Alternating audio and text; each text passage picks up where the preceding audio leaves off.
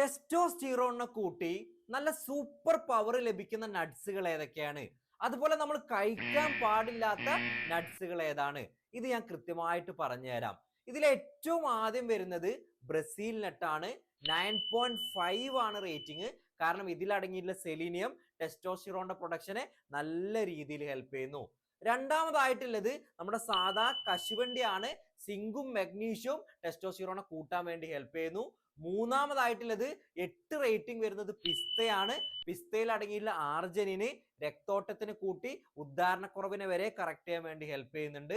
ഇനി അവസാനമായിട്ടുള്ളത് ആൽമണ്ട് ആണ്. 7 റേറ്റിംഗ് ആണ്. ഇതും ടെസ്റ്റോസ്റ്റിറോണെ കൂട്ടാൻ വേണ്ടി ഹെൽപ്പ് ചെയ്യുന്നുണ്ട്. ഇനി നമ്മൾ അമിതമായിട്ട് കഴിക്കാൻ പാടില്ലാത്ത നട്സുകളാണ്. അതിൽ ഏറ്റവും ആദ്യം വരുന്നത് വാൽനട്ട് ആണ്.